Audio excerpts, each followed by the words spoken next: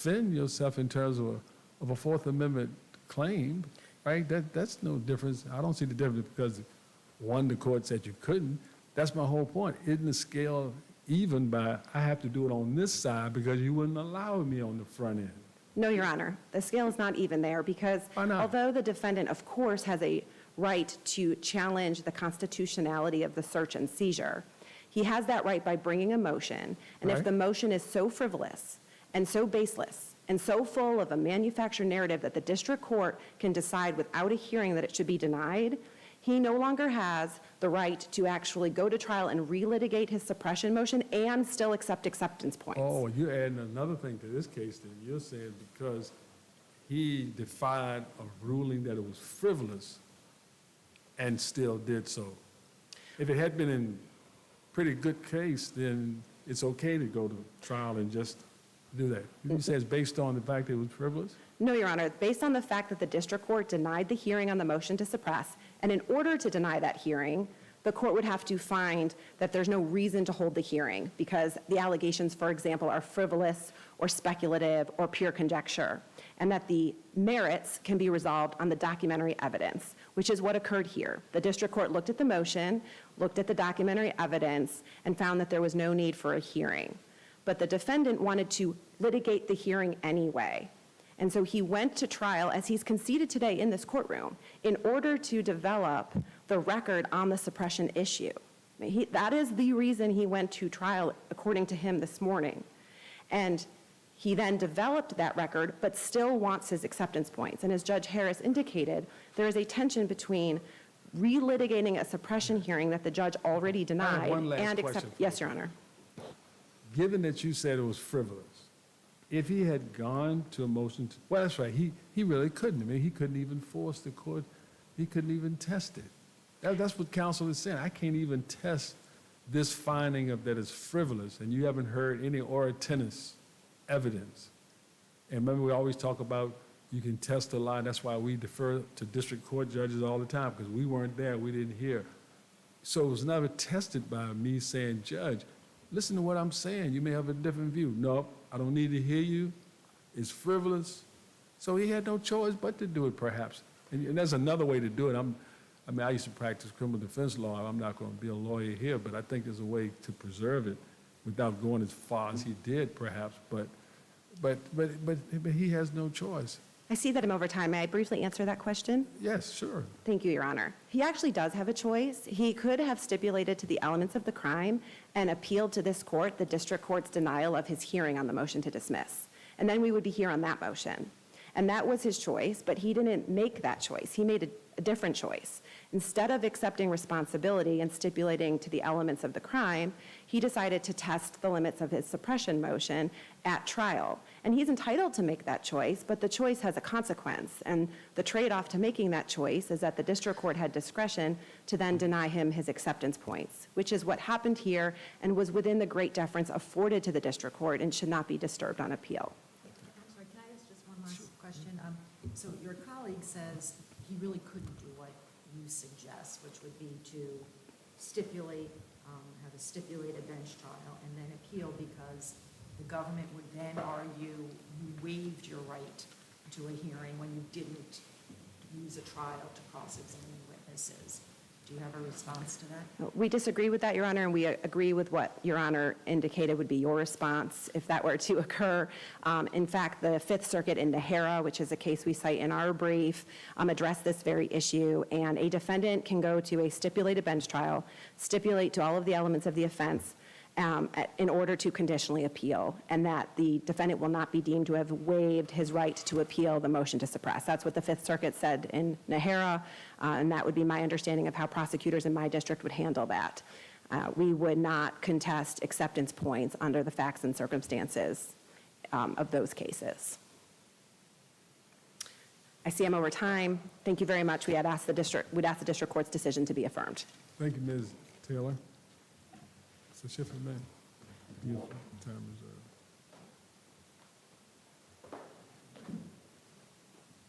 I want to start with where the government ended. Harrow actually clarified, right? The court in Harrow said, we want to make this clear because it might not have been clear before, that a defendant can do this and they're not going to waive the right to appeal. This court hasn't said that, and the government certainly would be within its rights, I think, to argue that Mr. Cheatwood waived something by failing to ask questions at a hearing where the government asked questions directly related to what he was trying to do. But if you had stipulated to everything, why would the government have been there asking questions of its witnesses? There's not a record of what the government asked Mr. Cheatwood to stipulate to. There's a record of what he did stipulate to. So this record doesn't say. But you are conceiving of a bench trial in which your client stipulates to all of the elements, and then the government shows up and puts on a case, calls witnesses, and examines them, and then you would be held to have waived by failing to cross-examine. That's the picture in your mind? I don't think that. I think if Mr. Cheatwood had stipulated to everything, I don't know that the government would have agreed to that. And I don't know that, I'm sure that they would have, but we don't have it in the record here that the government said, I would like Mr. Cheatwood to stipulate to everything. The case law is also clear, though, that stipulating to things is, again, not necessary for acceptance of responsibility. So we can talk a lot about stipulating, but Mr. Cheatwood could have stipulated to nothing and said nothing. And if he had said nothing and stipulated to nothing and not made any arguments or questioned anybody, would this court be saying he's not entitled to acceptance of responsibility simply because he didn't stipulate? I don't think this court would say that. Well, your motion to suppress is preserved, isn't it? You made your motion and it was denied. Why is that not preserved? Well, I think that is correct. Well, then at trial, what difference does it make if you said, well, Your Honor, we're here, I don't know why you're here, but we're here, we stipulate to this fact and about, yeah. But did you have to do that at all? At the opening statement, I believe we said, the only reason we're here is the government didn't offer a conditional plea. Let me ask you this question. Your colleague says that it was clear, and the record seemed to indicate that a warrant was outstanding. Why wouldn't you know that this is a loser? Mr. Cheatwood essentially, it was a Now, weak I'm talking motion. Mr. Cheatwood, I'm talking about counsel now. Counsel, right. Why wouldn't you know that this is a loser? It was a weak issue. No, a loser.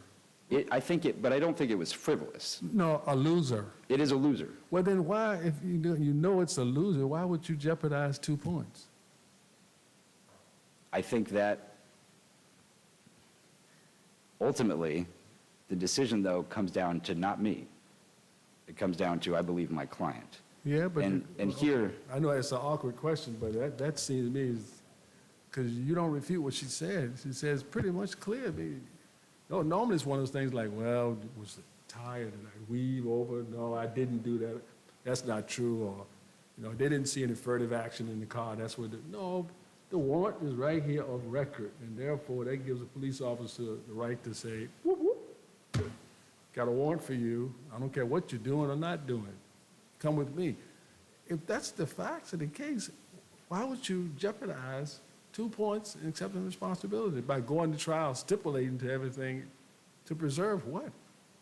You wanted 2 points. You're not even here today challenging the denial of the motion to suppress nor a hearing. You're here solely to challenge the 2 points. correct. So if the 2 points were that important, why would you not see there was a loser? I won't say frivolous because that's just kind of pejorative, but it's a loser. It definitely is a loser of an issue. What Mr. Not Cheatwood an was. issue, it's a loser of the relief you asked. But did it really matter? Because, the judge's first job is to calculate the advice of the guidelines. And so 2 points, much to your chagrin, were added.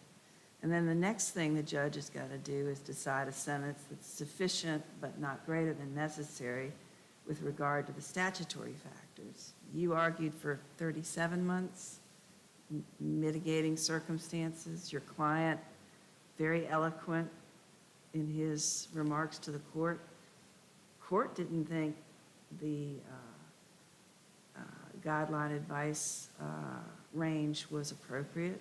If I recall, she went down to 50. Correct. So doesn't that make whatever mistake, if there was one, harmless?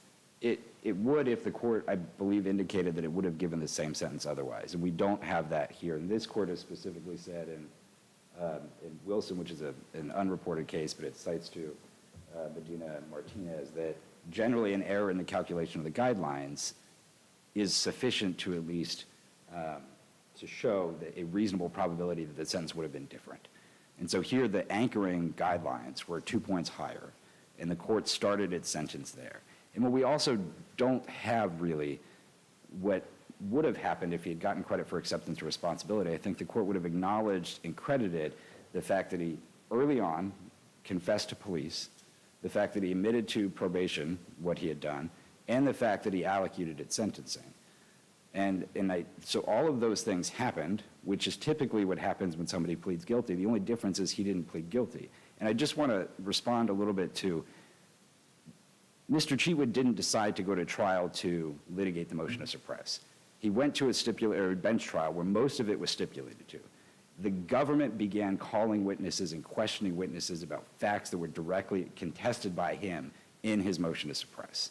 And so the government elicited these statements. And in cross-examination, he contested, or he tested that theory, essentially, tested those claims. He didn't decide to litigate the issue. Mr. Cheatwood did not subpoena anybody to the trial. Why did you object to those witnesses? He said, listen, that's not relevant. It's stipulated that he had a warrant, and that's why that he had the gun. You could have objected to those witnesses, right? I think we could have objected, but then we run into the same problem where if one of the things we wanted to appeal was the court denying a motion to suppress without a hearing that is largely based on the credibility of officers who did not testify, who the court did not hear from.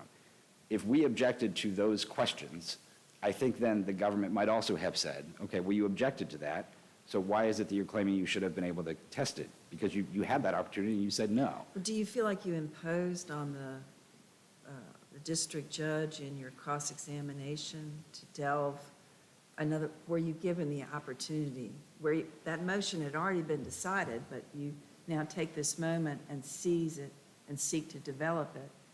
I would imagine you were asking a lot of questions outside the scope of the direct. No, I believe my recollection, again, is that the government essentially bolstered the record that it made in responding to our motion to suppress. And so the government called witnesses, and most of the cross-examination, the length of it, I believe, was about the dispatch officer, again, who's not necessary to the question of whether Mr. Cheatwood possessed a gun, because they can get the fact that he's driving this vehicle, there's a gun in the back seat, and then he confesses to doing it. So the government took the opportunity as well. We can talk about the defense relitigating this. The government bolstered its record, and the defense questioned those witnesses solely related to suppression. So I do want to just make sure I'm understanding your argument. In your view, the government was sort of, I'm just having read the record on what we, I think, have all now agreed is a loser suppression motion.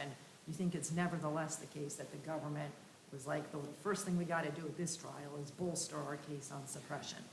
I'm just I don't think seeing that. I don't think that's what the government was necessarily trying. I don't know what the government thought of. I think probably the government thought, and I feel like I've read so many of these felon in possession cases, the government always does put on a kind of long narrative of how they came to find the gun in the possession of the defendant, if the defendant isn't stipulating to possession. Usually that happens in jury trials. I don't think it was necessary at all for a bench trial, particularly where the government has essentially asserted most of these facts in its motion to the court. I really am struggling to wrap my head around this idea that your client doesn't stipulate to the elements, so now the government is put to the burden of putting on a case, and now the argument is, like, they should have put on less of a case. I think this places too much emphasis again on stipulating, because the case law is clear. No, I understand that a stipulation is not required for acceptance, but if you don't stipulate, you have put the government to the burden of proving possession. And now you're standing here saying they should have put on less of a case. Like, do you really get to pick? I don't think we get to pick, but I think when the government bolsters its suppression, its response to a motion to suppress, I think Mr. Cheatwood is faced with, in this case, say nothing and potentially waive. There's overlap between suppression and possession. There just is. And so I don't understand how it can be the case that the defendant can put the government to the burden of proving possession but be careful, you can't put on anything that relates to the overlapping facts related to suppression. Like, it's bad enough that the government is put to the burden, but now to have the way the government prosecutes its case have to take account of not using facts that are relevant to possession if they might also be relevant to suppression. It's not that the government Did I say doesn't, that wrong? You know. I don't think the government has to make that decision. But I think that when the government does, Mr. Cheatwood is also faced with a decision as well, which is, do I say nothing and potentially waive this issue? The only reason we're having this is to waive it, or do we question against, and yes, the government was put to its burden. Mr. Cheatwood confessed to police, and after being Mirandized, that essentially he was in possession of the firearm. The firearm is found in the back of the vehicle that he's driving. It's a pretty strong case for the government, and the focus of the defense's questions at trial was entirely about how the police came to see him, right? Whether or not they recognized him and knew that he had a warrant. Again, if he did, Utah versus Streif, it's pretty clear that any search there is going to be fine. But whether the police were misleading when they indicated how they came to stop it. And the court decided to deny that motion without ever hearing from these officers. Does that make a difference? You can't suppress yourself. And suppose it was a hunch. You know, I think that looks like the guy who has a warrant. But if in fact he is that person, you can't suppress yourself. I mean, you are the person. Because when you talk like, well, we're trying to see did you really know it was him? Does that matter in a motion to suppress? And when they have a warrant, I can just say, I think that's him, the guy. The person I think was blonde, but this person is brunette. And then you go there and say, oh, it is him. But I thought it was something. It doesn't matter, does it? It doesn't matter. You can't suppress yourself. But if the officers, though, were misleading or untruthful about how they came to recognize Mr. Cheatwood, then other parts of their conduct also could be called into question. And the story about how they stopped Like they put him, the gun in the back seat, that kind of thing? no, but if the other conduct from the officers might have been problematic as well. If they're lying about one thing, there's a jury instruction on point. False is, if you're lying about one thing, you might be lying about others. Oh, okay. So you really were looking to try to get a bite at this trial and find some opening for it. And I think you pretty much made that kind of clear. All right, any other questions? Counsel, did I catch you in the middle of the sentences? I think you might have, but I don't know what I was You saying. sure? So You don't know? that's- Okay. That's fine. Thank you. Thank you both, counsel. Appreciate your arguments.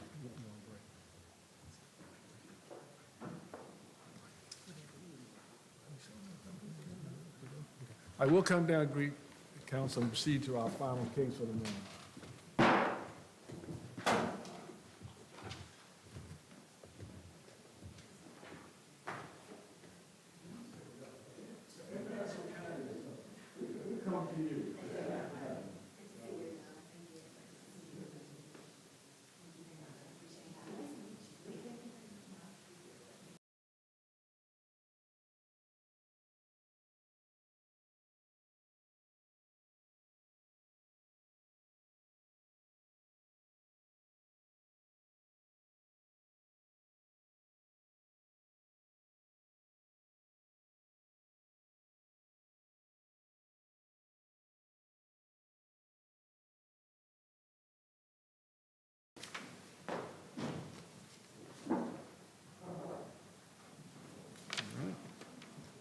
Mr. Hendrick?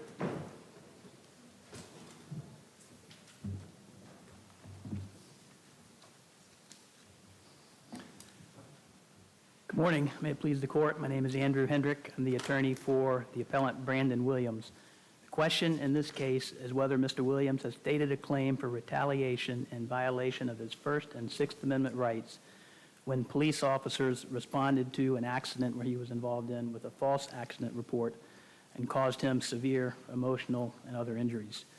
Because the officers' actions would likely deter a person of ordinary firmness from the exercise of their constitutional rights, the trial court erred in dismissing this case. The elements of constitutional retaliation are, first, that Mr. Williams engaged in protected First or Sixth Amendment activity. Second, that the officers took some action that adversely affected his rights. And last, that there was a causal relationship between his exercise of rights and the officer's conduct. The first element, that Mr. Williams exercised constitutional rights, is not disputed in this case. The question is on the second element, whether Mr. Williams suffered an adverse action. To be adverse, the officer's conduct must be likely to deter a person of ordinary firmness from the exercise of their constitutional rights. It must result in more than a de minimis inconvenience, but it does not need to rise to the level of an independent violation of his rights. It needs only to chill his exercise of the rights and not freeze them completely. It's a fact-intensive question and depends on the circumstances and the parties involved in their relationships. The factual context is what's important here. This is not an accident report drafted in the abstract or in a room. This is the scene of a horrific automobile accident where the officers appear. Mr. Williams is severely injured. The officers, rather than looking out for him as the victim, are instead standing off together in a group, pointing at him, talking about him, and then make up a completely false accident report with the intent to try and deprive him of an opportunity to be compensated for his injuries in that accident. As a result of Mr. Williams being in this vulnerable position, he suffered severe emotional injuries and physical injuries as a result of the officer's actions. The actions were... I'm sorry, did you just say he suffered severe emotional and physical injuries? Physical symptoms stemming from the emotional injuries. The officer's actions were so serious that the trial court, in considering a state law intentional infliction of emotional distress count, dismissed that count without prejudice because the trial court believed we had stated at least a possible cause of action under state law. Under these circumstances, a person of ordinary firmness in Mr. Williams' situation would likely have been deterred from future exercise of their rights. Just so I fully understand kind of what you were pointing to as the retaliatory action that had the materially adverse effect, it's the false statement in the accident report? That is the materially adverse action, the false accident report? It is the false accident report, but also the actions of the officers on the scene, standing and talking about him and pointing at him and making clear to Mr. Williams that we know who you are. Is that alleged, as I read the complaint, and I think as the district court read the complaint, the allegation in the retaliation section was that the false accident report, that was the thing that was intended to interfere with Mr. Williams's rights to recover and had the materially adverse effect on him. And the pointing at the scene of the accident was over an intentional infliction? That's correct. That's in the complaint, but it is under the heading of the emotional distress count. And so the district court, when it comes to the accident report, at least says those false statements are not materially adverse because the report can't be introduced in court. Do you contest that part of the analysis on appeal? I do not contest whether or not the accident report was admissible. I don't dispute that. Do you dispute that it follows from that a false accident report is not materially adverse? I do dispute that. So why is the false accident report materially adverse if it can't be used in court? Two reasons, and one is Mr. Williams or an ordinary person, a lay person, probably isn't going to know whether that accident report is admissible or not. And we are seeking here not harm as a result of not being able to prosecute the civil action, but harm as a result of the emotional injuries suffered by Mr. Williams in this incident based on the officer's false accident report. So he doesn't know, and an ordinary person would not know whether or not this accident report is going to be admissible or not. And second, by the time it becomes irrelevant, by the time that accident report becomes irrelevant and the civil action is prosecuted and settled, it's several years later. And by that time, the emotional harm has already been done to Mr. Williams. It's been 2 or 3 years from the time of this incident before this civil case was resolved. So the emotional injury has happened at that point. If we were claiming that this prevented him from filing the civil action, that might be more relevant. But our claim is for the emotional harm that this caused him. And the emotional harm is what has the chilling effect? Or are those two separate questions?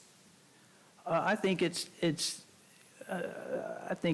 the emotional harm that is a chilling effect, and that's why I think the context here is important, as he is, just been terribly injured in this accident, and, the officers are, filing this false police report, and he is scared because of that. He's upset, and he's harmed. And a reasonable person in that situation is, I think, going to think twice. Do I want to endure that again before it, just to challenge a simple misdemeanor trespassing charge?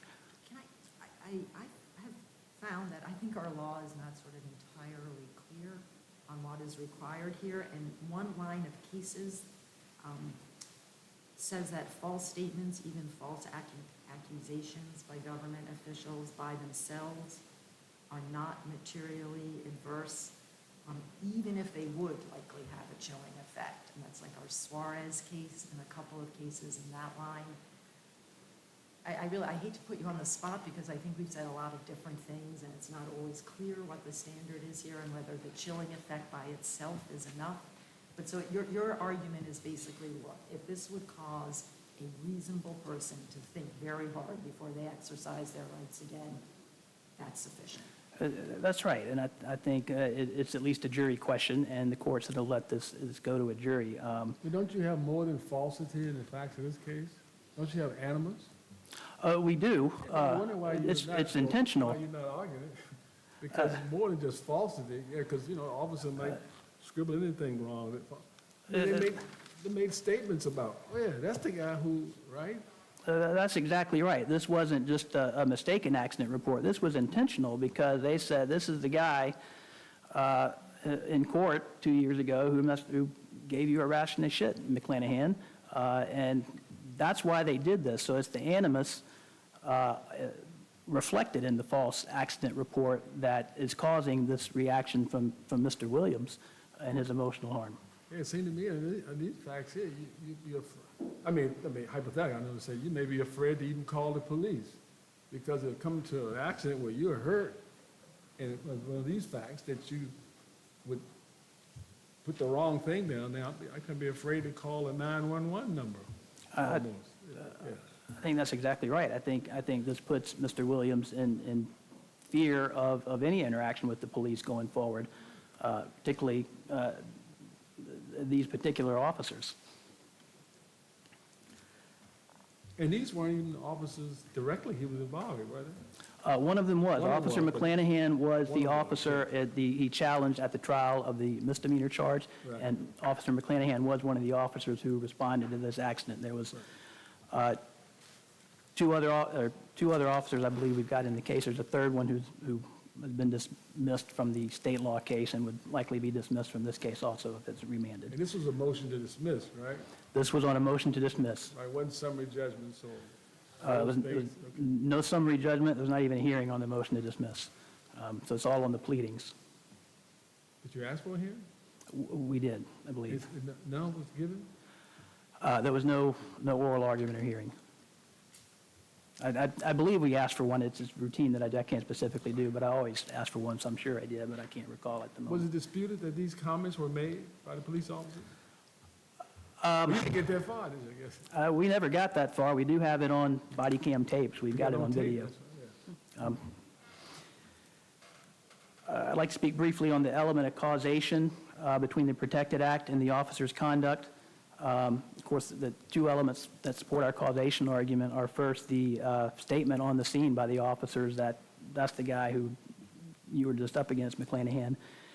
And second, the complete divergence between what's in the accident report and the facts on the ground of the accident. The driver's going 75 miles an hour. He has a 0.3 blood alcohol level. There's a debris field everywhere, and the accident report does not come close to reflecting what actually happened. We also have two other issues. The district court also dismissed a conspiracy count because it held, after holding there was no constitutional violation, there was no violation to support the conspiracy count, and it also dismissed the state law emotional distress claim without prejudice. So we would ask that this court reverse the decision on retaliation and remand for further proceedings on the retaliation, and if the court does that, we would also ask that the court remand the conspiracy and state law counts for further consideration in light of there being that time a constitutional violation. What's the status of the intentional infliction claims? Your colleague said they've now been filed in state court. It has been filed in the Circuit Court of Virginia Beach. It's still at the pleading stage. There is a demur hearing coming up in about 3 weeks on that case. But you would want the district court, you want us to send them back to the district court, and you would ask the district court to exercise jurisdiction over them? Well, we're asking for that now. Certainly, we did when we filed this appeal. By the time there's a decision on this case, that may have progressed far enough that it wouldn't make sense at that point. But at least for now, we're still asking for that. Thank you. I reserve the rest of my time. Thank you, Mr. Hendrick. Mr. Casey? Thank you. Good morning, Your Honors. Brian Casey. I represent Officer John D. McClanahan. Mr. Kales represents the other defendants in the case. He's going to address the conspiracy and emotional distress claims, and I'm going to address the retaliation claim. He may also address the retaliation claim, but we're going to split our argument up in that manner. The plaintiff, Mr. Williams, as you know, exercised his First Amendment rights in an encounter with Officer McClanahan in which he recorded that encounter where Officer McClanahan charged him with trespassing. He then later exercised his Sixth Amendment rights when he defended that charge, first in the General District Court and then on appeal in the Circuit Court where that charge was dismissed. He contends in this case that the officers, the defendant officers, retaliated against him for his exercise of those rights as I've just described by, in paragraph 33 of the Second Amendment complaint, misrepresenting facts on a police crash report for an accident that occurred some 8 months after he had exercised his First Amendment rights in recording the encounter with Officer McClanahan, and 15 days after the trespassing charge was dismissed. That's when the accident happened. And he alleges or claims that the officers, the defendant officers, all misrepresented facts on one police crash report, and that was the retaliatory act. The district court found that was insufficient to state a claim for retaliatory claim under Section 1983. And in order to state such a claim, in order to pursue such a claim under Section 1983, the claimant must establish that there was a retaliatory adverse act, and that act must be material, and as counsel said, it can't be de minimis, it can't just be an inconvenience to the claimant. It must be material, and what is material? The act must likely deter the person or a person from exercising their constitutional rights in the future. So the question here is whether misrepresenting facts on a police crash report would likely deter one from defending themselves in a future criminal action unrelated. That's the Sixth Amendment claim. And whether misrepresenting facts on a police crash report would likely deter someone from in the future not exercising their First Amendment rights, for example, in this case, by recording the encounter, recording a future encounter with a future police officer. The district court correctly said that it would not deter or chill such exercise, and central to the district court's ruling is the fact that in Virginia, a police crash report or a police accident report is pretty useless. It can't be used in a criminal proceeding. It can't be used in a civil proceeding. Well, you know what? Here's something I don't get at all. Even if you think about the retaliatory impact just as really narrowly confined to just this allegedly false accident report, I don't see why that wouldn't be quite material, because officers can testify and the report tells you how they're going to testify. And in fact, I found Virginia cases saying they can also use the report to refresh the officer's testimony at your accident trial. So how does this not tell Mr. Williams, if you try to sue this other driver, these police officers are going to testify to what's in the report? And if they forget to, they can use the report to refresh their memory. All of what you said is absolutely correct. The officers can use a report Material impact. to refresh their recollection, but the report itself is inadmissible. Well, okay, but, I mean, the question is, will this deter him? And might it act to deprive him from bringing, the right to bring this case or Well, the that- property interest in this case? Right. And if you know the police officers, by hypothesis, none of this has been tested, are going to get up and lie on the stand in a way that will prevent you from recovering, that seems quite tangible. Well, that's an argument that that a false police crash report would deter somebody from bringing a personal injury claim No, in it's civil not. court, It's that, okay. which is distinct. It's that knowing that that if you exercise your rights, the result will be you're deprived of a property interest in your potential recovery from an accident. That is a very tangible material impact. We usually think being deprived of a property interest would be enough to deter someone from exercising their rights. But the issue is whether or not there's whether or not there is a chilling effect on the exercise of First and Sixth Amendment constitutional rights, not whether or not there's a chilling effect on the exercise of a right to bring a personal injury action. Assume hypothetically, it will cost Mr. Williams $50,000 that he exercised his Sixth and First Amendment rights, which resulted in a false accident report, which now knows will deprive him of what would have been a $50,000 recovery. If it costs you $50,000 to exercise your First Amendment rights, I think that has a deterrent effect next time you're thinking of exercising your First Amendment rights. Tell me where I got that chain of Okay, so let me make sure I understand the hypothetical. It's not a hypothetical, it's basically what's alleged here. Well, he pursued his personal injury claim here, so he was not deterred in that respect. The question isn't, was he deterred from bringing, as you say, that's not the question. Right. If this false accident report will cost Mr. Williams a recovery he otherwise would have gotten, that will deter the exercise of First Amendment rights. It may, but it can't, because it's inadmissible in evidence. It can't be used in the civil proceeding that he brings for personal injury. It couldn't be used in a criminal proceeding. There was no criminal proceeding, but hypothetically, if there was for a DUI or something like that, it can't be used there. And it can't be used, but the point that the district court made is that it can't be used in a civil proceeding, and therefore a document, whether it's true or false, whether it contains accurate information or inaccurate information, is irrelevant because it can't be used in a proceeding, and if it can't be used in a to proceeding, impeach, can it? it cannot be used Or to it can't? impeach. You mean to tell me that if the police officer, and this is a counterfactual, it's not a hypothetical, but a counterfactual here. Right. The police officer made the report that was made here with the falsities in it, that kind of thing.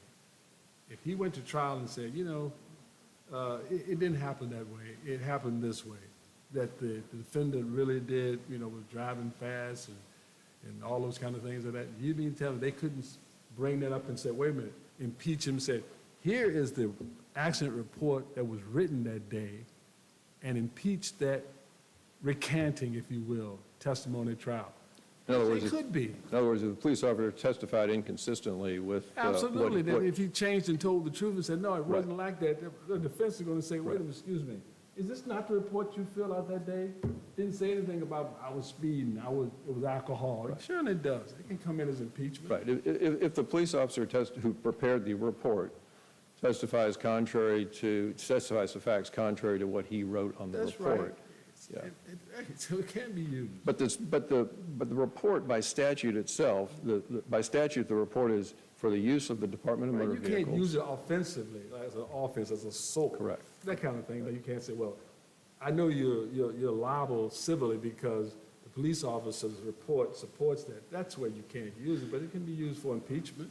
In the context of retaliatory material adverse actions. I mean, the obvious one is arrest. You arrest somebody for pretextual for Like exercising happened the first time, their constitutional rights. apparently, with Mr. Williams. I mean, that's the But that's other not what's thing, right? alleged. But when you look at the context here, right, your position is, and I'm just taking the allegations as true, fully understanding this has not been tested yet. But, so first, Officer McClanahan, he lies about a trespass, arrests Mr. Williams, lies about it in court, gets Mr. Williams falsely convicted. Then Mr. Williams shows his video, and he gets the case dismissed. And then a few days later, Officer McClanahan files a false accident report in his case to retaliate against him. And your position is all of that happens, but a reasonable person in Mr. Williams's position would not feel chilled in exercising his First Amendment rights next time he runs across Mr. McClanahan. But the Second Amendment complaint only alleges that the only retaliatory action taken was the misrepresentation. I'm saying when I think about whether that misrepresentation, you have told me the standard is, would this action be likely to deter a reasonable person? Right. A reasonable person in Mr. Williams's position knows this officer lied about me once, it got me arrested. He lied about me a few days after I got that one dismissed. He lied about me again in a false accident report. He's not supposed to worry that this police officer will be back for a third time if he tries to exercise his First Amendment rights against him again? Because I don't see how a reasonable person would not come to that conclusion. The only allegation in the Second Amendment complaint is that for a retaliatory act is the preparation of a police crash report that is inadmissible in any proceeding. And the district court correctly found that an inadmissible police report, whether it's false or true or not, is not sufficient to deter a reasonable person. And I see my time has expired, so I'm going to let Mr. McHale's get up here so that he can further elaborate on this. Thank you, I appreciate it.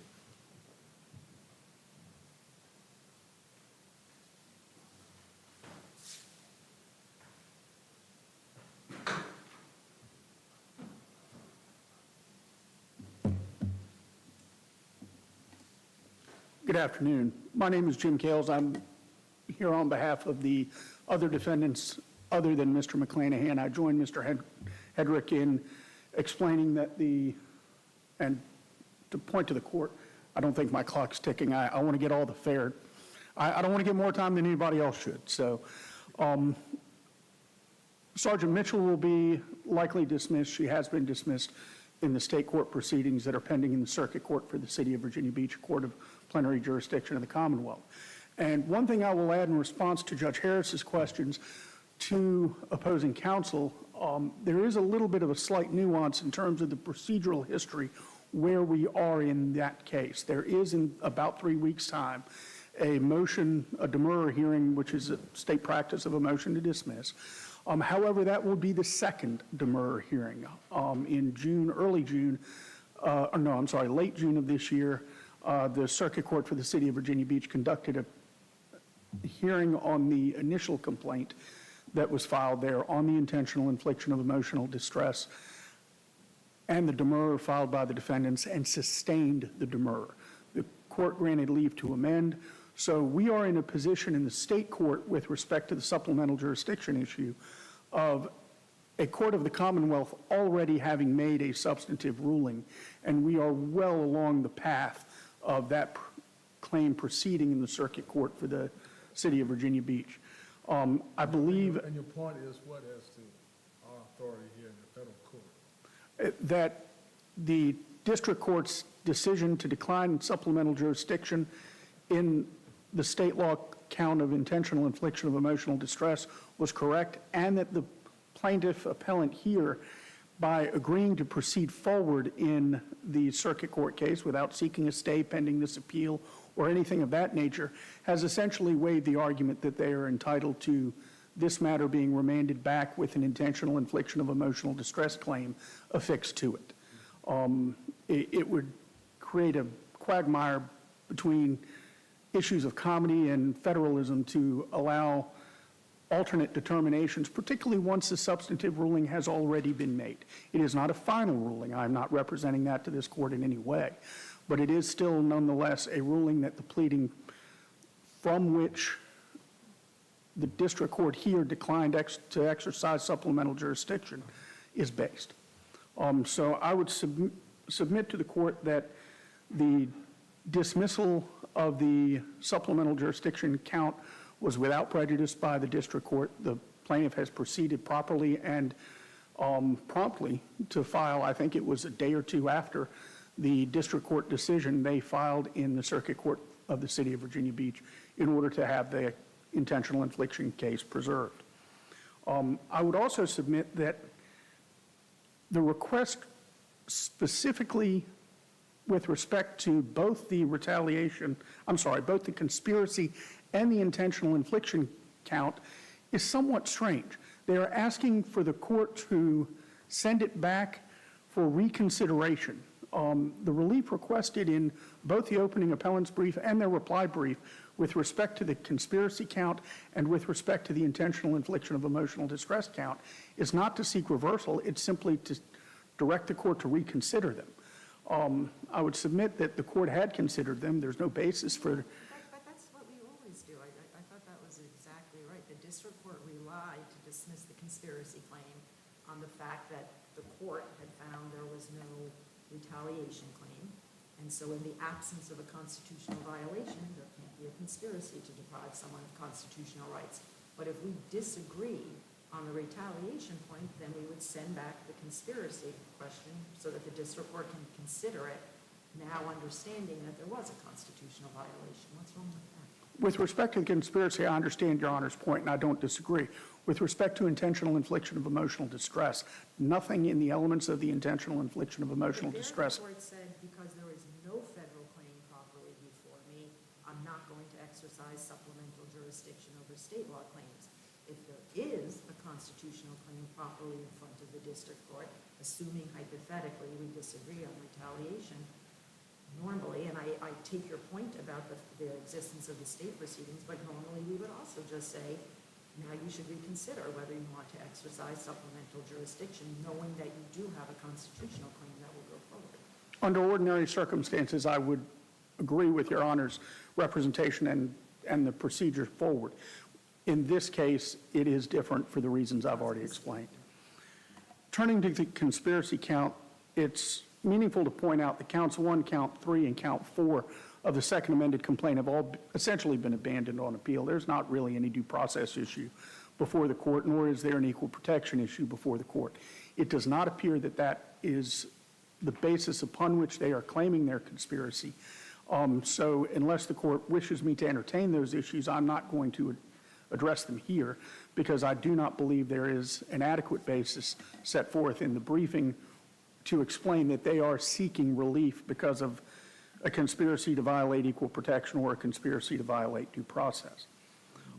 With that in mind, however, everything which Mr. Casey has explained with respect to the retaliation count, I believe explains, and I think clearly explains, why there is not a retaliation, and without the retaliation, there cannot be a conspiracy. I represent Officer Sergeant Van Fossen, who is the one who is on video making the intemperate statement. And we do disagree with the district court in footnote 9, where Judge Davis carefully lays out the act requirements that would potentially support part of the conspiracy claim. We don't quibble with those, we just disagree with them. They're not before your honors today, and they're not here on appeal. We do believe that it is necessary for there to be a constitutional violation. There can't just be an agreement to do the constitutional violation. I think the Ritchie versus Jackson holding and the Hinkle versus City of Clarksburg cases make clear that there has to be an underlying deprivation. There can't be simply an agreement among officers. In point of fact, these crash reports, and Mr. Casey and I have worked together for years, these crash reports are quick reads of what happens.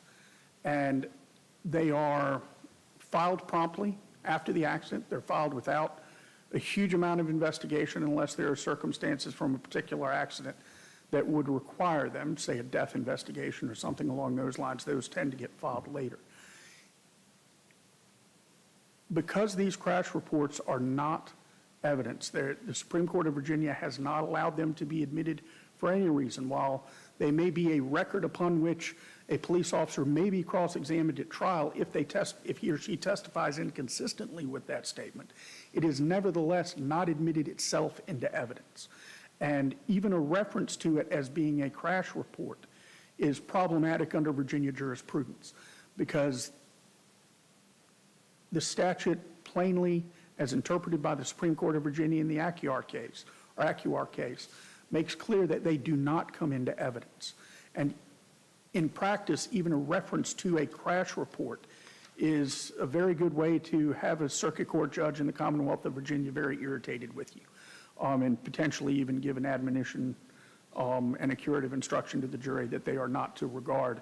But the officer can testify, correct? The officers can testify, absolutely. Well, don't you think the officer's testimony will somewhat mirror what the report says? In the ordinary case, I believe it would, because, again, not conceding for a moment the allegations that these statements were intentionally falsely presented or anything of that nature, but as So alleged, right, you're not conceding. We're the not facts at conceding all. that. But yet this was dismissed for a motion to dismiss. it was dismissed on a motion to dismiss because the district court found, As a matter of law, a person couldn't be intimidated by the police officers saying these things and say, yeah, that's the guy who did this. As a matter of law, that was the ruling, right? as a matter of law, as I understand Judge Davis's ruling, a fine district judge, Surely. who carefully weighed the evidence. We did not have a hearing in this, as counsel explained. There was no evidence, right? It was- I'm sorry? There was Fair no enough. evidence, what do you mean? I stand corrected, Your Honor. He weighed the allegations. No hearing. No hearing, Your Honor. So what, did he weigh facts? He weighed the allegations contained in the second amended Did he complaint. weigh facts?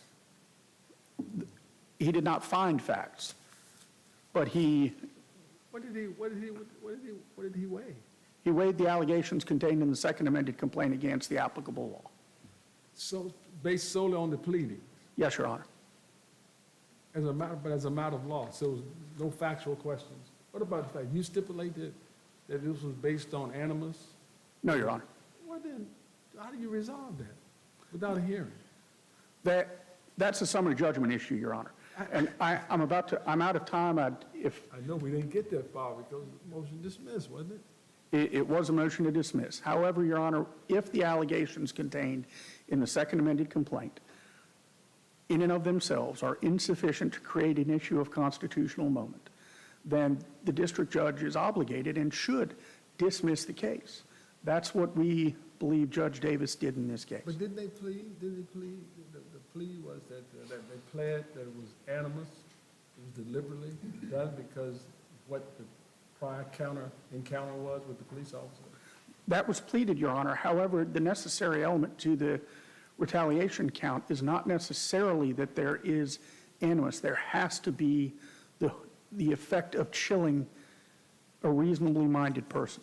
Yeah, and animus makes it real kind of clear. It's not reckless, it's not by mistake, it's animus.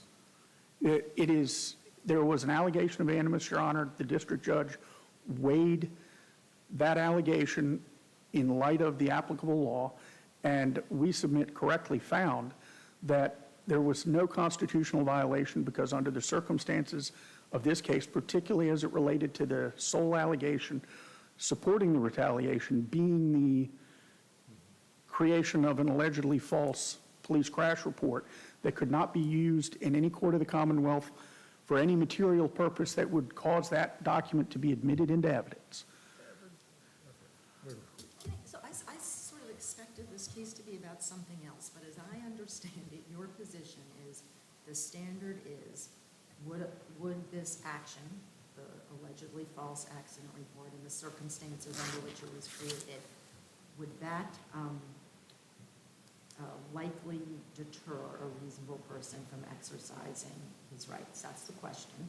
Yes, Your Honor. And, okay, What if, instead of filing a false accident report, Officer McClanahan, he shows up at the accident and he says to Mr. Williams, like you again, if you ever film me again, you'll be sorry. Would that likely chill somebody in exercising his First Amendment rights to film Officer McClanahan? Under those circumstances, and without doing violence to Mr. Casey's representation of Officer McClanahan, that is a much closer question than what we have here. That is a close question. Yes, Your Honor. You could argue it either way. Yes, Your Honor. But in the circumstances You of, must know people who are of much sort of firmer mind and body than the people I know, because most of the people I know, if a police officer said, you will be sorry, they would be deterred. if that were the facts of this case, Your Honor, I understand, and I agree it would But then be. I guess I don't understand why filing a false accident report isn't that like to the 10th power. Because it's not just a threat that I'm out to get you, it's a performative act, and I will do it by lying about you. Like that seems really, like that might strike a reasonable person as quite frightening.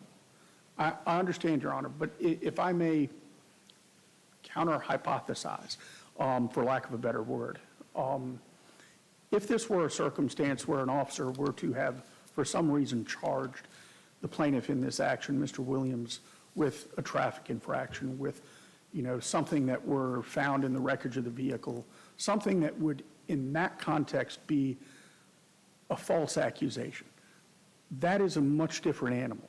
That is the kind of deterrent conduct that would chill and be a retaliation, an affirmative loss and injury. In this case, Mr. Williams did not have any of that. A police crash report is not a summons. A police crash report is not picked up by any credit reporting agency. It's not something that creates a detrimental effect to Mr. Williams in this case. He, in the state law case, was, and when I refer to the state law case, I'm referring to the action against Mr. Amon, the tortfeasor in the underlying tort case, the person with whom Mr. Williams had the crash, which has since been resolved. So in terms of there being any loss, there's no allegation in the second amended complaint that the resolution of that case, which admittedly occurred after the filing of the second amended complaint, but there's nothing on brief and there's no supplement to the record or the allegations contained in this case that indicates that the alleged failure to file a completely accurate police crash report caused any detriment to Mr. Williams in the underlying tort case. But there is a detriment. We're talking about the anxiety and a lot of things that you're talking about. He's not pleading that I lost money in the civil case. But you think about this, counsel. I know you represent your client. But can you imagine in an ordered society, one of the things I think all of us depend on, and rightfully so, that police officers are given the respect and authority to have arrest authority and have weapons and those things, because if you're in harm's way, you depend on them to respond to you. They don't make perfect decisions, but I don't think you depend, say, you know what, I'm investigating this, and as a player here, that I'm going to write down on this report something that's totally inconsistent with the facts. That's what's pled, right?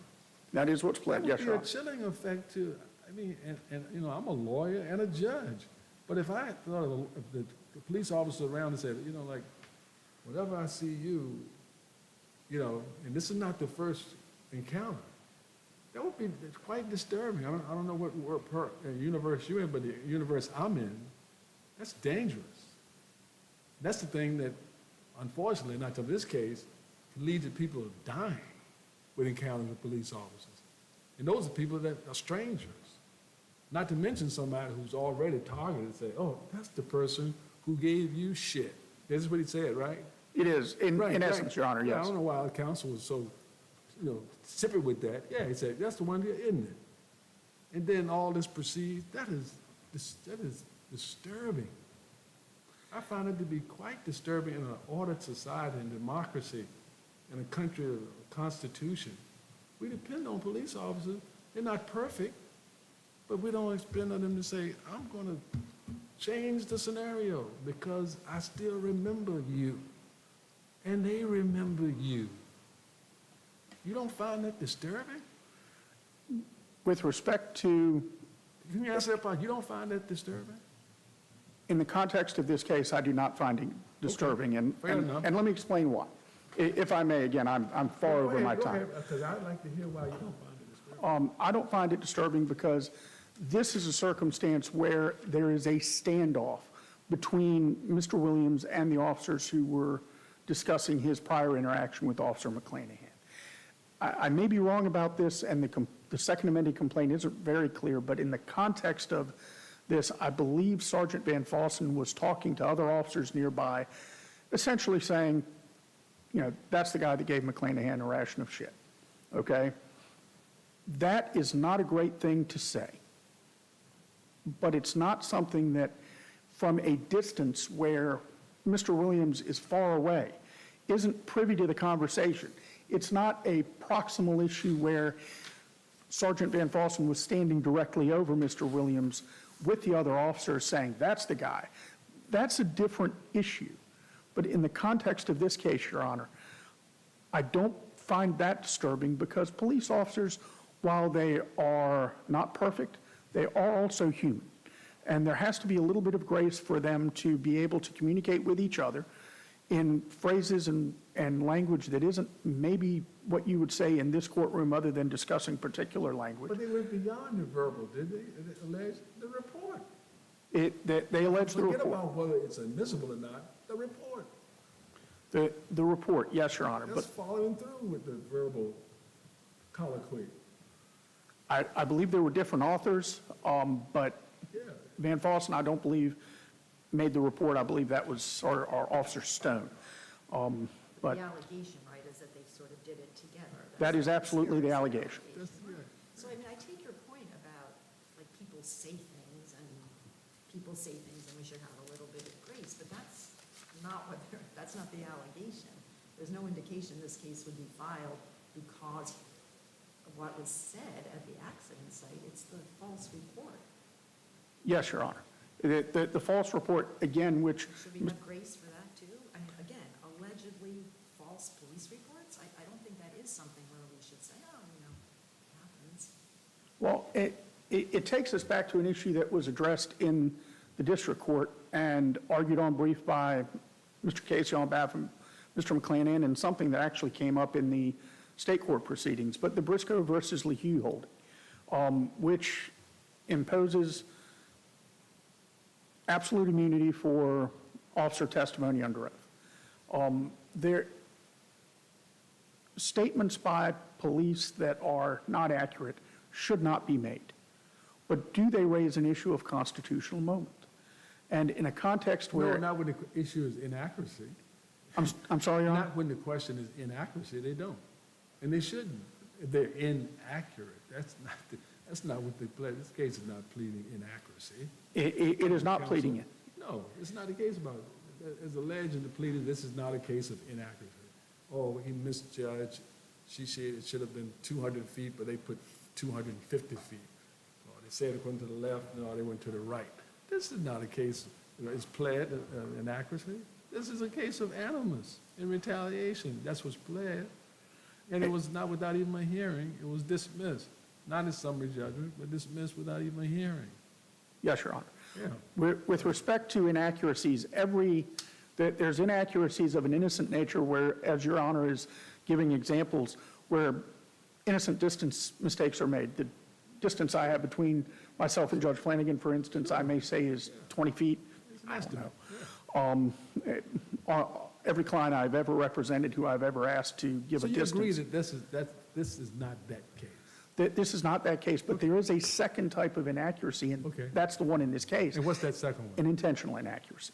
They are alleging an intentional inaccuracy, but under Briscoe versus LeHue, absolute immunity applies to police officers who are intentionally inaccurate in giving false testimony. Absolute immunity.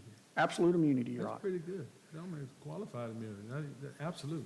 My reading of Briscoe versus LeHue is that officers who So- testify, Who deliberately point somebody out as having a prior situation and animus, they have absolute liability.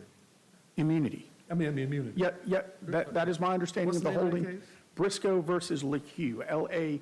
That's Fourth Circuit? I believe it's Supreme Court of the United The States. Supreme Court. You what- think this is like, sorry. No, go ahead, no. And so, and that would extend to sort of false accident reports, It would, because I don't really think that the, there's the context is slightly different. That is, it immunizes testimony that is given in open court and, right, and I and- thought your whole point about the accident reports is they had nothing to do with court. correct, correct. So, So with respect to the false statement never getting into the court, we're not even to Briscoe versus LeHue. I'm not saying it very well because this is kind of evolving in my own mind as I'm standing here. So forgive me for that, and forgive me for also having admitted that.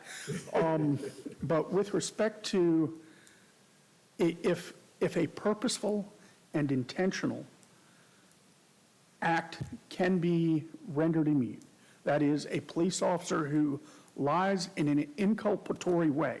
An interesting flip of the Briscoe versus LeHue holding is that the opposite isn't true. If there is false testimony by a law enforcement officer that exculpates someone, then that actually can be the basis of liability, as I read Briscoe versus LeHue, owing back to the roots of 1983 that relate to law enforcement officials giving false testimony, clearing people who had done violence against minorities in the Reconstruction South. That's kind of my understanding of it. But again, not here.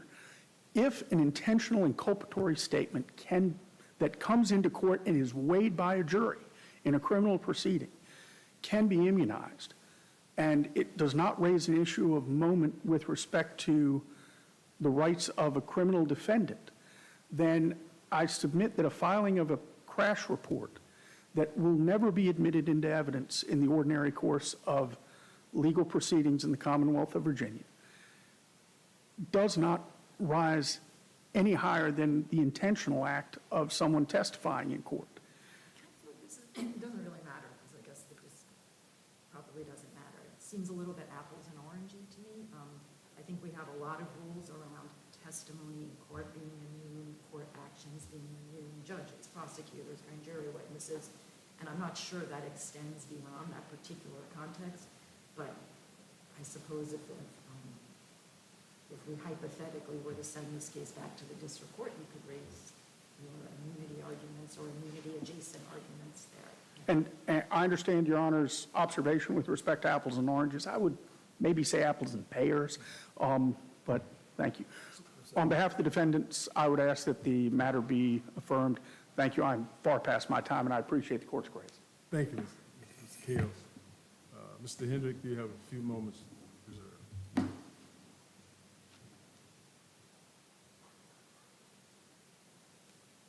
Mr. Hendrick, does the outline of the procedural posture that was just given to us in state court suggest to you any changes in your recommendation to us? At this moment, no, because there's still been no final action on the state court. There's no final ruling in this case or in the state court case on the emotional distress claim. I certainly recognize that, in 3 weeks, that case could be moot. We are not asking for a second bite at the apple. If we lose in Virginia Beach, then we get another chance in the federal district court in Norfolk. So it may certainly be moot at some point. I'll certainly, notify the court if something happens in the meantime before this court has issued a ruling.